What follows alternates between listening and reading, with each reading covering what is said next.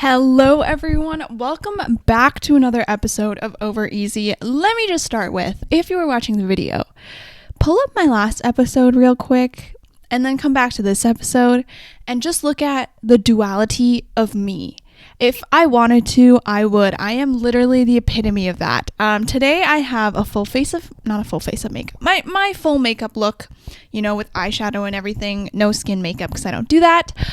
Did my hair, love these little bubble thingies that I did, I love it, and wearing a nice outfit. So, we really compared to the last week and we glowed up, but it's okay. I feel like both versions of me offer something different and something special. Each mode. Kind of like I have two action player modes, right? One is the lazy mode. Not even lazy, just the deconstructed. And today I have boss girl energy because that's how I feel right now. Anyways, hello! Welcome back to another episode. My name is Manny. In case you're new here, what a start to the episode. In case you are new here, I hope you are doing amazing.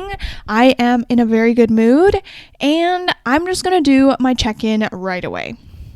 Starting with a rose, a bud, and a thorn. Of course. I'm going to start with my thorn first. My skin has not been loving me recently.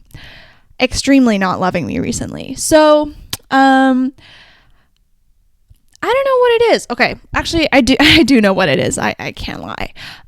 Every month when I'm on my period, like literally the week that I'm on my period, I get one very large cystic acne. Is that the singular form? One cystic pimple. It's terrible.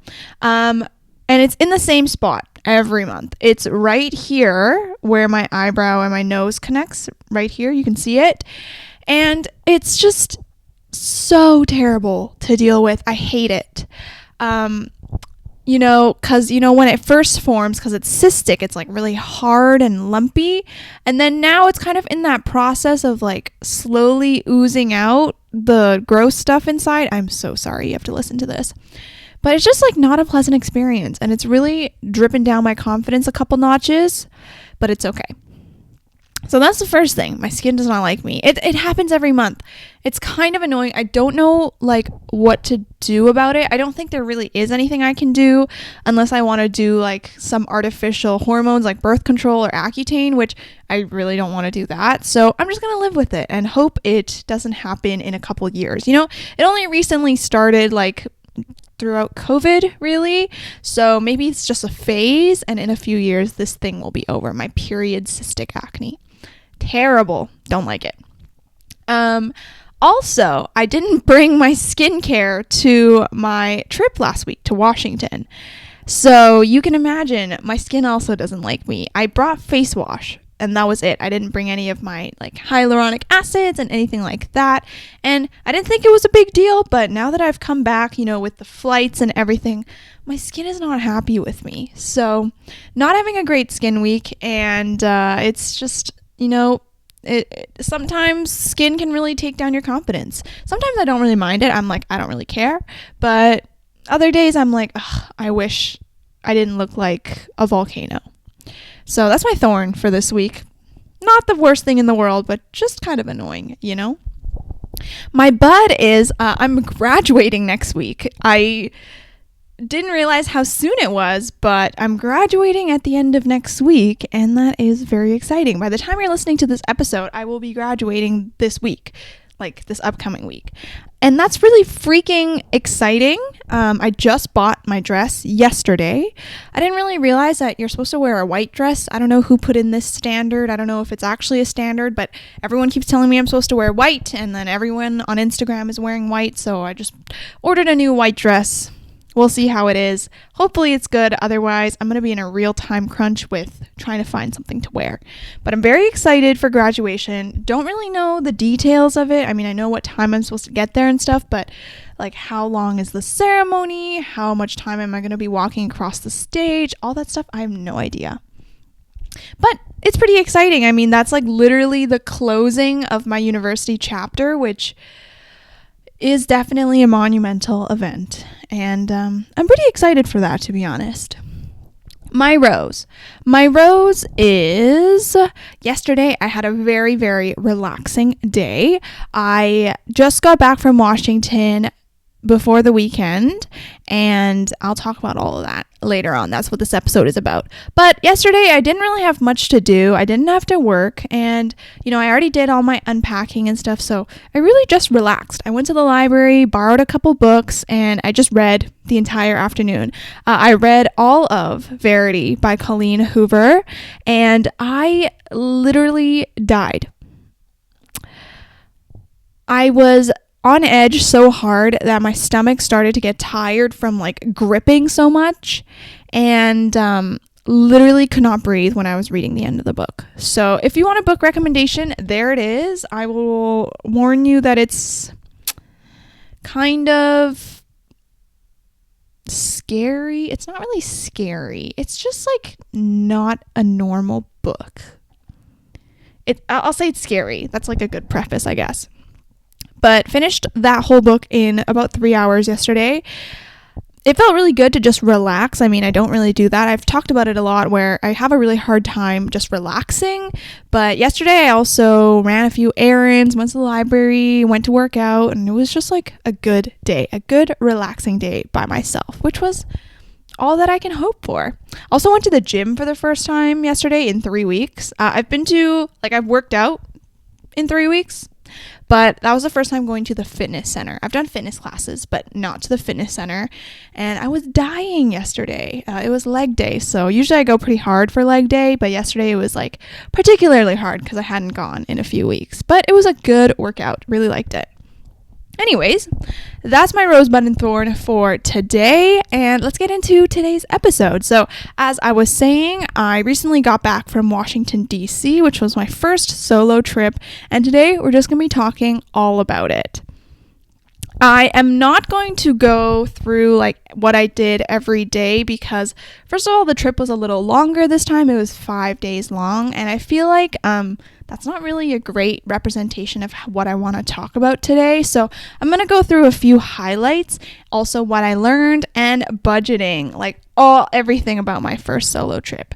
So all in all, it was a great experience. I kind of went to Washington on a whim because I was messaging a lot of friends to see what their summer plans were. I have a couple friends in New York, I have a couple friends in Washington and in California and stuff, and I was messaging everyone a couple weeks ago. I was like, oh, when are you back in Vancouver?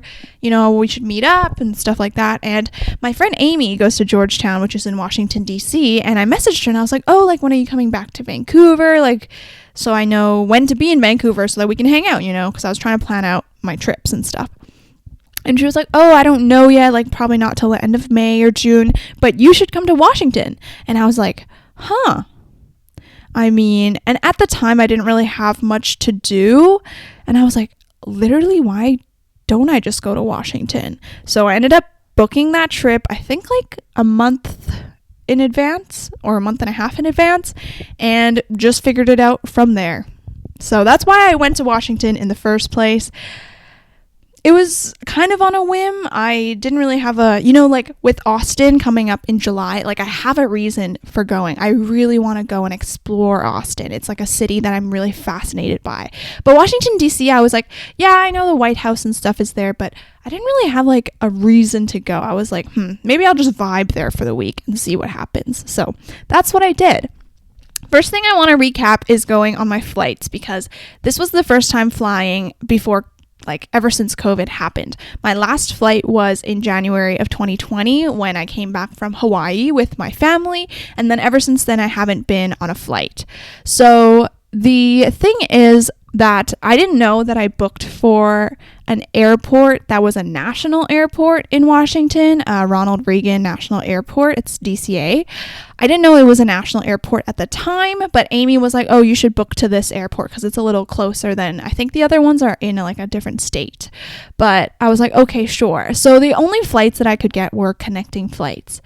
And so my flight there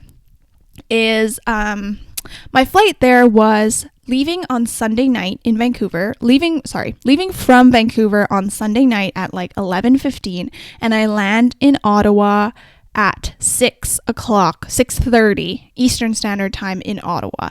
And then from there, I had a connecting flight from Ottawa to Washington.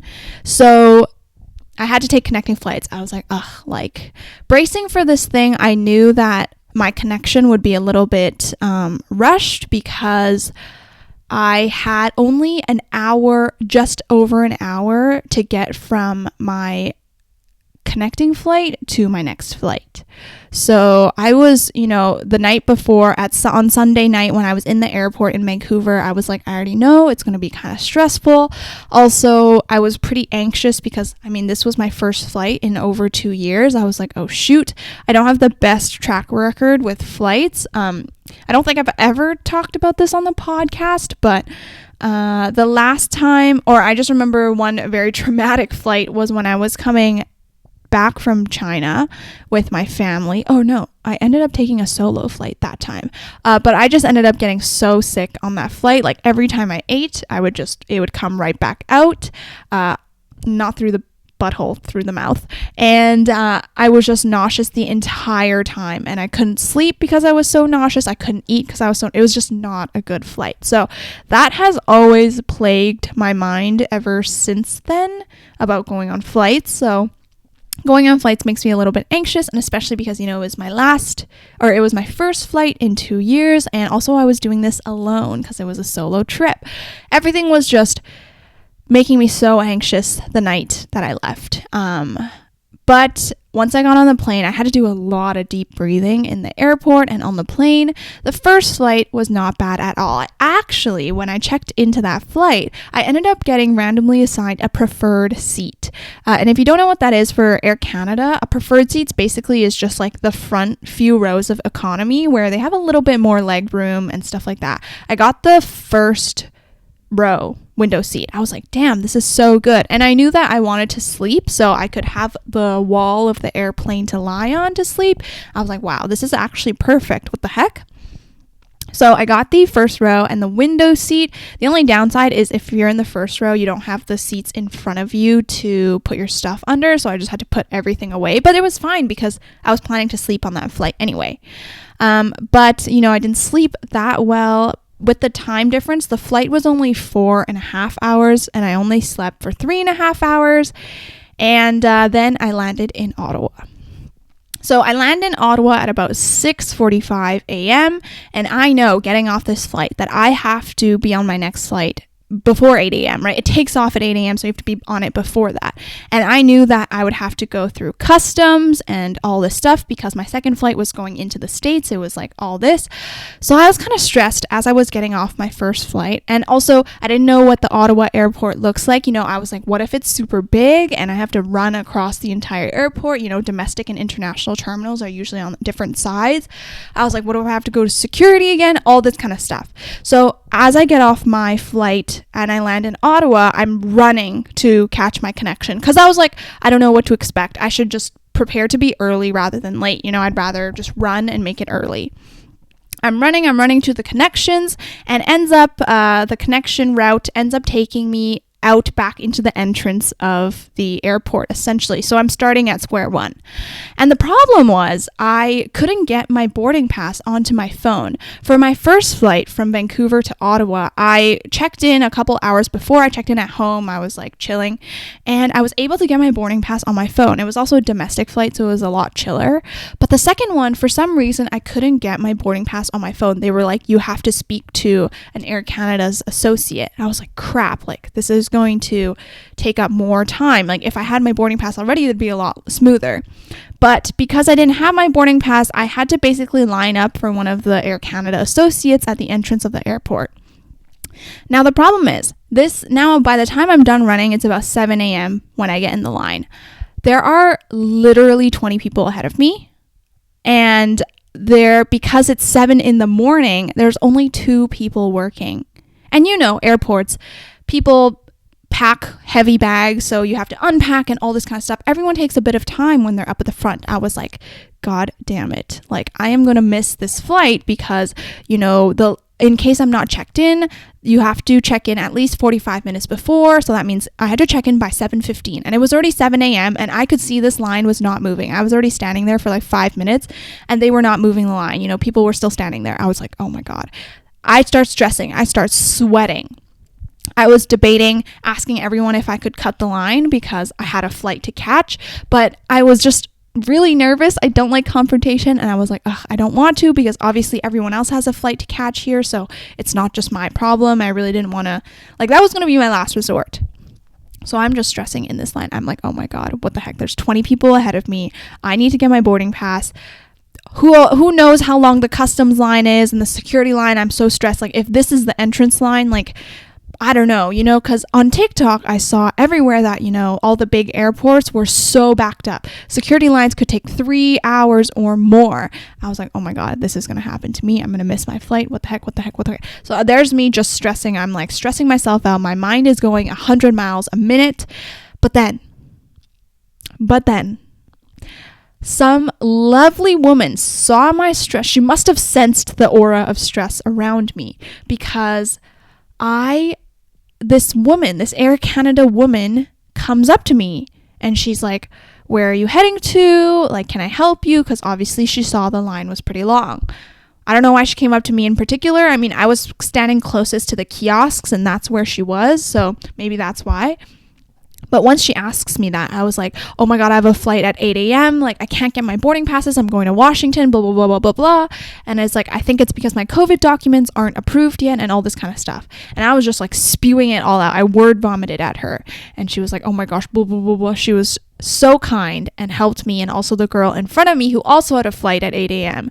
get our boarding passes on our phones. So I'm like, thank goodness. Didn't have to wait in that 20 people long line, ended up just getting help somehow. Like, that woman must have known. I don't know how it happened.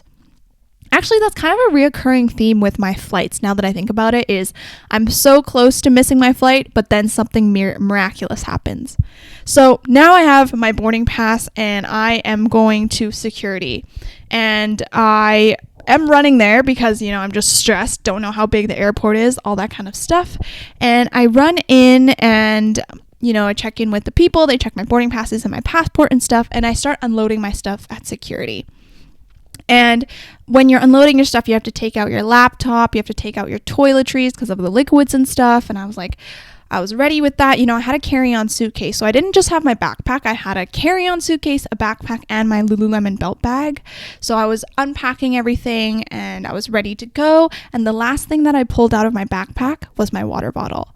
And as soon as I pulled it out, I felt how heavy it was. And I was like, oh, shoot. Because I had a flight from the night before, I filled up my water bottle in YVR to just make sure that I could drink water on the flight, but I forgot I had that water with me as I was in security in Ottawa. So I notice it and I'm like, all my stuff is sprawled out in security at that point. It's ready to go over through the little conveyor belt thing. And I asked the lady, I'm like, oh shoot, I still have water in my water bottle. Like, can I pour it out here? And she's like, you can't pour it here. We don't have a place to pour it. And I was like, she was like, you have to go back out to the bathrooms to pour out the water. And I'm like, oh no. And I was like, can I just send my stuff through and then I'll be back?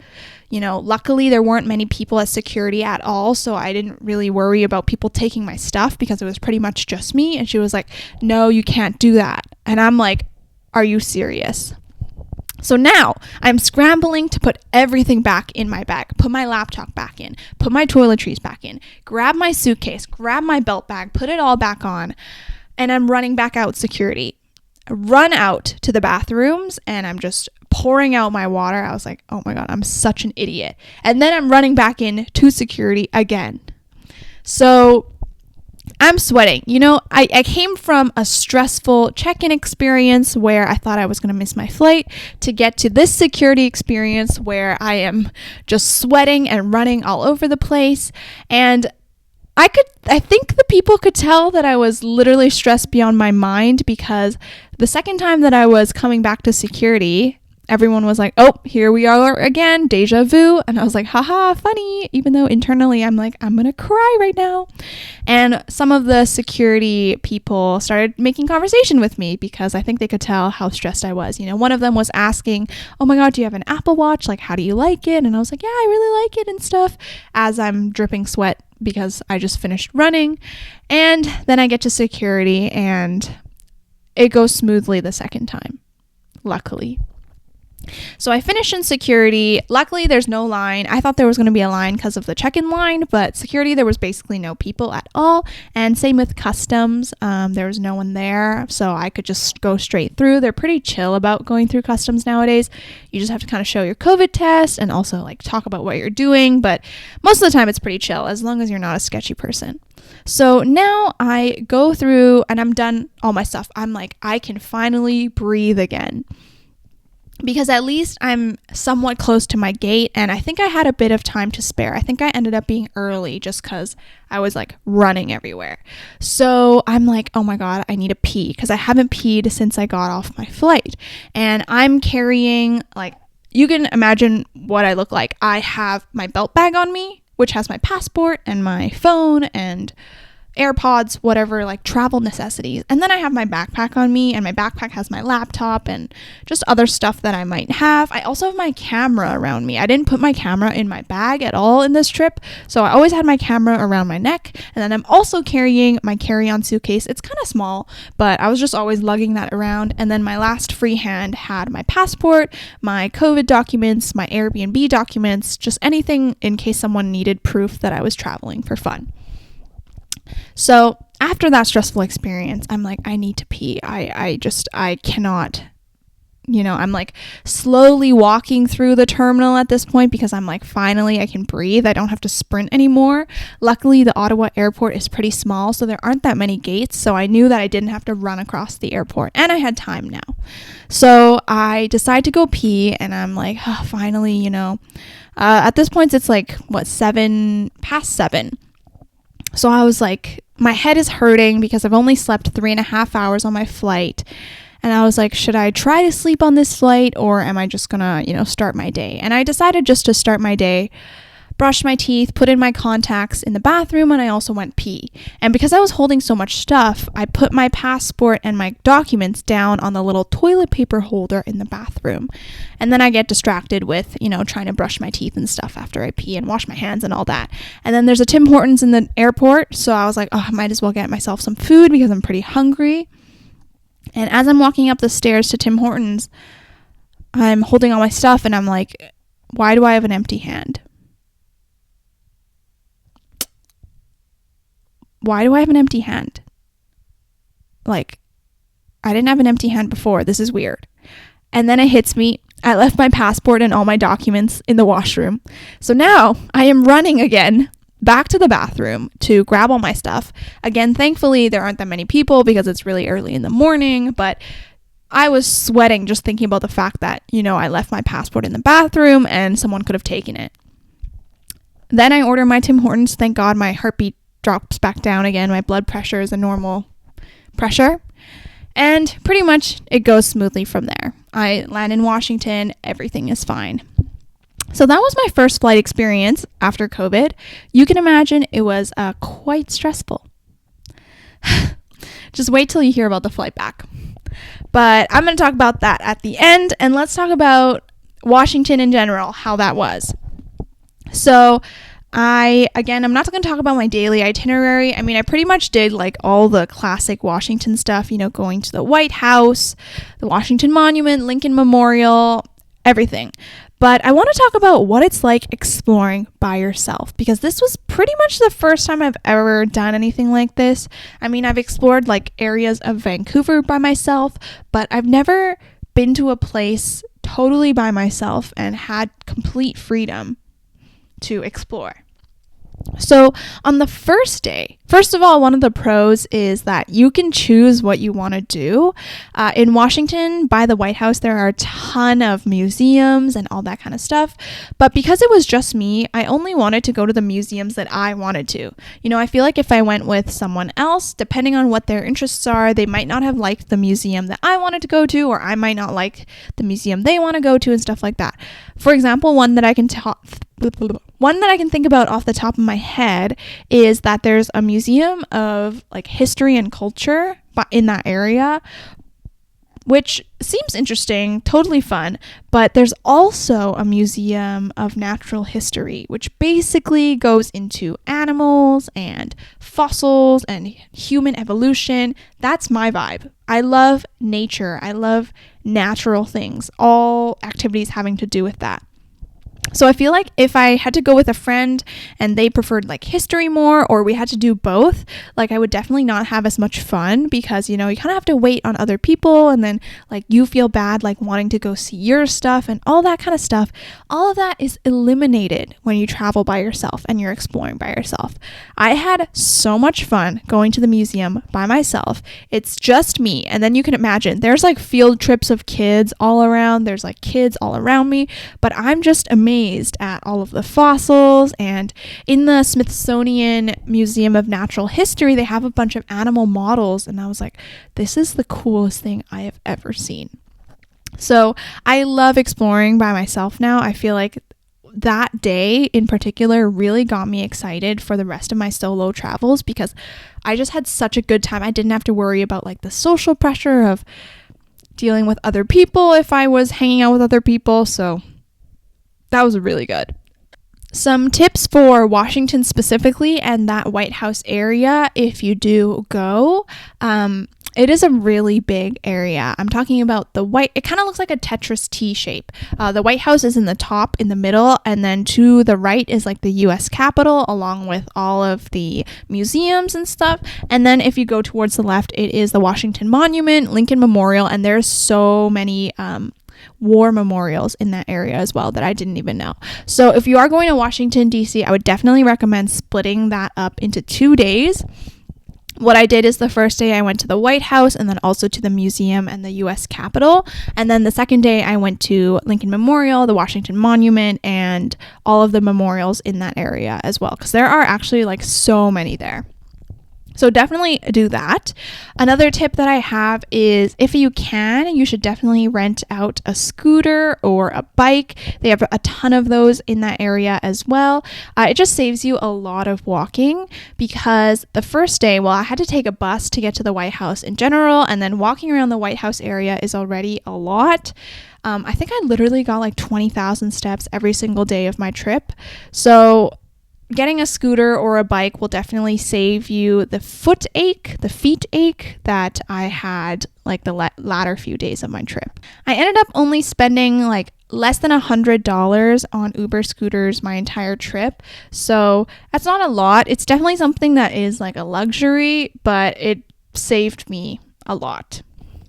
So those are 2 tips for Washington specifically. Otherwise, just look into what you want to look at. There are so many memorials in that area that I just like kind of stumbled upon as I was walking around. So definitely also save some time for you to just walk around and enjoy and explore the areas, because it's really, really beautiful there. I had really nice weather the first 2 days when I was exploring the White House and all this stuff like that. So it just made it so much better. The other thing that I want to talk about is I went to a Michelin star restaurant for the very first time when I was in Washington. So as I was researching for this trip, I found out that I lived pretty close to a Michelin star restaurant. It was like a 15-minute walk. So I was like, hell yeah, gonna go. I was actually inspired by one of my favorite YouTubers is Doobie Doobap. She made a vlog about how she went to a Michelin star restaurant by herself, and I was like, I want to channel that. I want to go to a Michelin star restaurant, and I want to go by myself. So this was my very first Michelin star restaurant ever, and I was going by myself. So I was quite nervous going into it, because I had only started eating by myself that trip, like last week, and I still found it a little odd, and I was just worried, like, if it was super fancy, like what I would do and all that kind of stuff. But it ended up being a really, really good experience. So I'm going to talk about it because honestly, it changed my life. I'm not being dramatic, kind of. So I booked for the earliest time slot available. The restaurant opens at 5, so my reservation was at 5. I was thinking, first of all, I was like, oh, if I eat early, then there's going to be less people, so I don't have to be worried about other people looking at me if that's the case. Honestly, that didn't even bother me at that point anymore. I was just like, whatever. But the second thing was I didn't want to eat too late because I'm just scared of going out at night by myself, as a woman is most of the time, which sucks.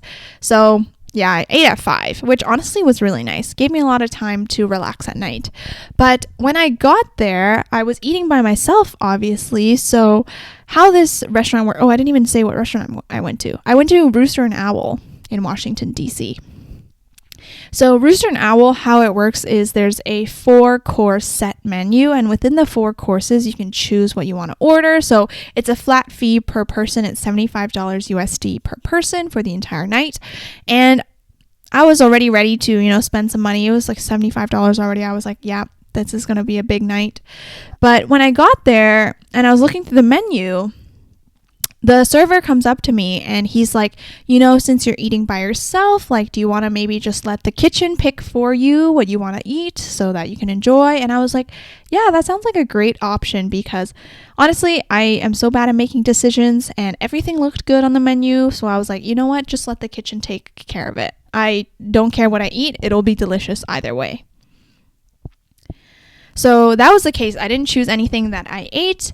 And also, they gave me free alcohol. I am so surprised that I didn't get carded at all, or people thought that I was over 21, to be honest. I don't know what has happened in the last 2 years, but I haven't gotten ID'd in so long. And I went from a phase of looking like I was 14 for the longest time till now. People don't ID me and they give me free alcohol. And I was like, wow, my life is so different now. So they start off with complimentary alcohol, and at the beginning I was kind of worried that they were just giving me this stuff so that they could charge me and not give me a choice, you know what I mean? So I was kind of worried about that, but I was like, it's fine. I mean, I have the money to spend and this is a good night, so I'm just going to let them do whatever. So started with, I think it was white wine. It might have been Pinot Grigio. I have no idea, to be honest. I did not ask and I forgot what they said. But the first thing that they gave me for the starter was house-made pineapple bun with butter. So obviously it's a play on bread and butter that most fancy restaurants give you. So this restaurant was like Asian fusion. So instead of just regular bread, they made house-made pineapple bun, or bolabao if you are Chinese. It was the best pineapple bun I have eaten in my entire life, and I have eaten a lot of pineapple buns growing up. My mom used to eat them every single morning for over 10 years. And so obviously we had a ton of pineapple buns at home and I ate them a lot. But honestly, that was like the best one I've ever eaten. It was so fluffy, the bottom part, and then the pineapple crust was nice and sweet. It was flaky, and with the butter, it was just absolutely delicious. So when they gave that to me, I was already like, this is going to be a great night. One tip that I have for eating by yourself, in case you are worried, is to bring something to do. Because it was dinner, I brought a book. Usually in the morning, I would bring my journal and I would journal while eating. But because it was nighttime, I just decided to bring a book so that whenever I was just waiting for food, I would just read my book. I wanted to not go on my phone. Okay, had to take a break because my camera overheated. So let me think about where I was. After I got my bolabao, they gave me my starters, and I got, oh my gosh, I should have pulled up the menu for this so I could give you the right name. They gave me 2 starters, and that was the best thing about eating by myself because they gave me more than one course at each course. I got the beets and I also got the spring pea salad. Both were delicious. Everything was homemade. They made homemade ricotta cheese, the yogurt, everything like that. Delicious. Then I got a chawanmushi. I don't know how to say that, but basically it was like egg custard, savory egg custard on the bottom with salmon roe, Hokkaido scallop, and asparagus on the top. I was like, oh my God, this is delicious. They also gave me 2 entrees. First one was carrot cavatelli, which was basically like this spicy pasta that looked like carrots. And then the second one was lamb ribs. At this point, I didn't really ask, but I was really worried they were going to charge me more for like giving me more food. But I was like, okay, whatever. It's fine. The service was absolutely amazing. I mean, the person who was pouring my water came back like every 2 minutes because I was drinking so much water. And then between each course, they were wiping my table, giving me new utensils. To be honest, I thought they were like confused. I thought that they thought that I was one of those Michelin star testers. Do you know what I mean? Because they were giving me such nice service. When more people started coming later on in the night, they weren't even wiping down everyone else's tables. They were only wiping down mine. I was like, what is this? What is going on? I don't know. And then to finish, I got a banana sponge cake with sour cream, sherbet, and passion fruit, and that was absolutely delicious. So my first Michelin star experience was amazing. Very pricey though, so I mean, it's not going to be a regular thing, obviously, but it was like a really, really good experience. At first, when I went, I was like, why do people get Michelin stars? Like, isn't food just food? But when I left, I was like, yeah, I can understand why Michelin stars have Michelin stars. Because that was an amazing meal. So if you're ever in Washington, check out Rooster and Owl. I mean, it really is only $75 per person. Then you have to tip. But that's like not as bad as I thought it would be, you know? Okay, so that's kind of the recap of the trip, the main parts that I wanted to talk about. I also wanted to go over the budget because, I mean, I'm sure that's always a concern when you're going solo traveling is how much does it cost? And yesterday when I had my little relaxing day, I did all the budgeting and tracking how much I spent because I didn't really put myself on a strict limit. I'm fortunate to have savings to go off of, so I didn't have to kind of ration what I was spending and stuff. So I'm going to go over everything I spent. I thought it was quite interesting, at least. When I was going into this trip, my ballpark was $2,500. I was like, I think I'm going to spend around there just with flights and eating and everything like that. Canadian dollars too. I was converting everything back to Canadian because I was paying with a Canadian credit card. So let me go over how much I spent. My plane tickets round trip were $584.98. That was kind of expensive. I don't actually really know. I mean, I booked only a month before, so maybe that was a little bit late, so it was probably a little bit more, but I did take connecting flights and everything. So $584 I think is pretty standard. I purchased travel insurance when I bought my plane tickets, and that was $96.96. I don't know if it's a scam. I was like, travel insurance, I paid for the actually, did I pay for the premium one? I think I did. I paid for the premium one, which lets you get all your money back if you get COVID and can't go on your trip anymore, and if you get sick and all this kind of stuff. So I mean, I think you have to pay for it. Like, insurance always seems like a scam, but in the case that you will need it, it's like better to have paid for it than not. My Airbnb stay for the week was $410.42. This was for 4 nights, and I was living in someone's apartment or house. So every time I would go in and out of the house, I would see them because they work from home. But it was honestly a really nice day. I had my own bathroom. I had a big room and a desk and everything. So it was really nice. I took a pre-departure COVID test before I left Vancouver the first day, and that was $103.95. This is probably where I could have cut costs. I mean, ideally, they cancel this COVID test thing to get into the States, but obviously they're not going to get rid of that anytime soon, probably. But I definitely should have looked into where I could have gotten cheaper COVID tests, because especially now you can get a rapid test instead of like a PCR like before. But I booked my COVID test, I think, like a day before I had to go. So I didn't really have any options left. So had to pay a bit more because there wasn't many places with the availability that I needed. And then also not many places that had cheap COVID tests. So that was $103.95. My Uber scooters for the week, I took them pretty much every day if my feet got tired, was $84.25, which is honestly not terrible, because I remember there was one day in particular, I think it was the second day that I was exploring the White House area when I was going around all the memorials. It is really, really spread out. So if I had walked, I don't think I would have gone to everything, but I really wanted to see as much as I could. So I scootered for like over an hour, and I think that was the most expensive one. That one was like 20 something bucks. So obviously I could have cut costs there and just walked around, but I was really tired, so I don't really regret it.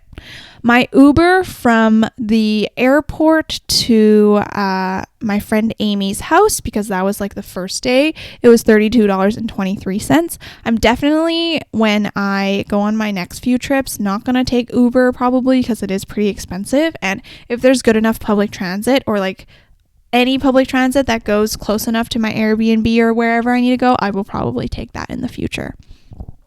I took the bus for the rest of the week to go to the White House and wherever else I was going, so I loaded a bus pass, and that was $15.78. Pretty much used it all. Total for food that entire week, this involved breakfast, lunch, and dinner every single day, was $458.74.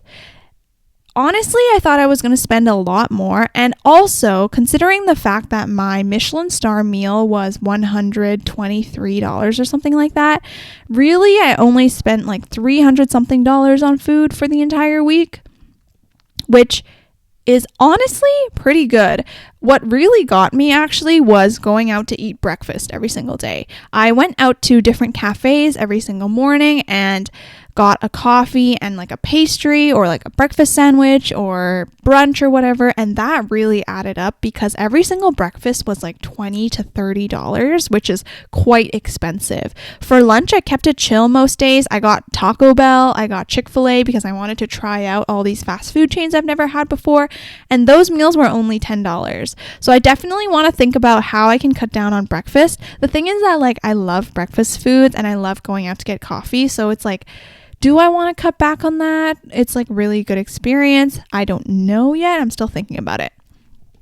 I went to Trader Joe's for one day to pick up 6 everything but the bagel seasonings because that was one thing I knew I needed to come back with. And that was $16.14. And then the last thing I paid for was a little enamel pin from the museum gift shop, and that was $10. So all in all, you ready for the total? For my trip to Washington, that was 5 days and 4 nights, it was $1,813.45, which is actually pretty good, to be honest, because most of it comes from my basic necessities, which were plane tickets, travel insurance, Airbnb, and the COVID test. That already adds up to just over $1,000. And then I had about $700 to spend, or I spent $700 doing all my other stuff when I was there. Considering the fact that I was expecting my budget to break $2,000 and even go up to $2,500, $1,800 is not bad at all. But I definitely know that I can cut costs somewhere like in little places. So I will definitely think about that before I go to Austin later this summer. But that was my budget. I was actually quite surprised when I ended up calculating it yesterday because I thought I spent a lot more, but yeah. I think also the reason why it was cheaper is because a lot of the attractions in Washington, D.C. are completely free. All of the museums, going to the White House, going to the monument, going to the memorials, they're all completely free. So not having to pay those entrance tickets definitely saves a lot of money. So that's also something to consider. So there was my budget for my solo trip. Last thing I want to talk about this episode is what I learned, obviously, because I feel like, that's kind of the reason why I'm traveling is I want to learn more, whether it's about myself, whether it's about the world, or anything like that. So I have 3 main lessons from this trip. Let's talk about the first one. The first one is I just got reinvigorated with a new sense of empowerment this trip.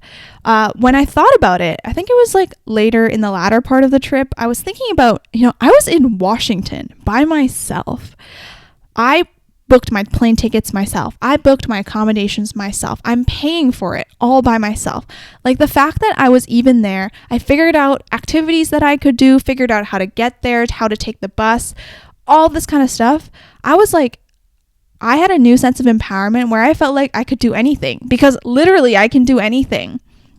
It was so nice. It just gave me such a boost of confidence, and also the fact that I was vlogging, and when I was vlogging, I was like, I don't give a flying frick about what people think about me. I just have this new sense of confidence and empowerment in me that I really have carried on back to Vancouver as well, and I want to carry on throughout my life, because it was such an amazing feeling. The fact that I could do everything by myself, I could eat by myself and not feel like people were judging me, just everything like that made me feel so empowered. It was like actually a crazy realization. I feel like because when I'm in Vancouver, I'm very comfortable and I have a tendency to stay in my comfort zone. I miss out on that feeling a lot, and I mean, it's no fault of my own because I have it easy here. You know, I live at home where dinner is made for me and I can get help whenever I need. I'm not constantly challenged like I was in Washington. In Washington, I would have to figure out my schedule, when I wanted to eat, where I wanted to eat, how I would get back home, all this kind of stuff. It just gave me like such control and power over my life that really, really made me feel really good. So that was like the biggest lesson probably. I just feel like I can do anything. Like literally I can achieve anything I put my mind to. So very empowering. The second lesson that I learned, it was something more that I realized, you know, in the last few years, especially in the United States, the topic of systemic racism and where different races occupy society has been a very prevalent topic, and I feel like I really, really took notice to that this trip. This was the first time, oh no, this wasn't. This was my first real time being back in the States. I mean, I went to Seattle this February, oh my gosh. And that was my first time in the States in a long time. But this time I was really like embedded in the culture, especially because I was by myself. I was just very observant. You know, I never listened to my AirPods while I was walking out on the street. I really just like looked around and noticed and just observed everything. And I really, really took notice to what spaces different races take up in Washington society, and also kind of where I fit into that. In Vancouver, I really don't take notice to race because it is largely Asian and Chinese, so it's never really been something that I particularly pay attention to. But in Washington, one thing that I noticed a lot was most of the time I was the only Asian person in a room or in a place. It was largely white people and also black people. So being the only Asian person, I was kind of self-conscious to an extent, because I didn't know if people would look at me weirdly or anything like that. But I think also I made it very apparent that I wasn't from Washington or from the States, because I had my camera around me all the time, and whenever I talk, I didn't sound like an American. One thing in particular was I noticed that I talked to a lot of strangers a lot because, you know, I didn't really have anyone else to talk to. And there was this one stranger that I talked to, and as soon as I said something, he was like, "Oh my God, you're not from here. Where are you from?" And I was like, "Yeah, I'm from Canada." And he was like, "Oh yeah, that makes sense. Like, you really don't sound American." I was like, "Yeah, I don't. I know." Yeah, those Americans have a really particular way of talking that I also noticed this last week. But I definitely took notice to the fact that different races have different places in society, which was a big thing to notice. I think the one time that I noticed it very prevalently was when I was eating at the Michelin star restaurant. And the reason why I noticed it so much is because I think, I don't know for sure, but I think I was living in a predominantly black neighborhood. I mean, I lived next to a subway station and there would be a lot of black people there whenever I took the bus, because it's like the lower income, with quotations, way of travel. You know, there were more black people on the bus. There were not that many white people. And when I was at Rooster and Owl, the Michelin star restaurant, when I went to the bathroom and I went inside to look at everyone else who was there that night, there was not a single person of color other than me, which was very, very shocking to see. It kind of made me uncomfortable because I was sitting on the patio and there were 5 tables total on the patio, including me. So I was sitting at one. And then later on, when all the tables started filling up, there was like not a single person of color eating at the restaurant, which really shocked me because considering the fact that, you know, when I went to the White House and I was exploring Washington, I noticed that, you know, white people are not really the majority in Washington. I'm actually not really sure about that. But, you know, when I go on the streets and I see and I'm walking around, you know, there's so many races around. There are so many people of different cultures and ethnicities and everything like that around. But when I go to things that are segregated by income, you know, these restaurants that are more high end, then it becomes segregated. Okay, my camera's not having a good time, so I am going to shut up soon because honestly, the last lesson that I learned is surrounding money, and I want to talk about that in a totally different episode. So honestly, I think I'm going to end off this episode here. I'm sorry it was so jumpy. My camera just loves to overheat and not record anymore.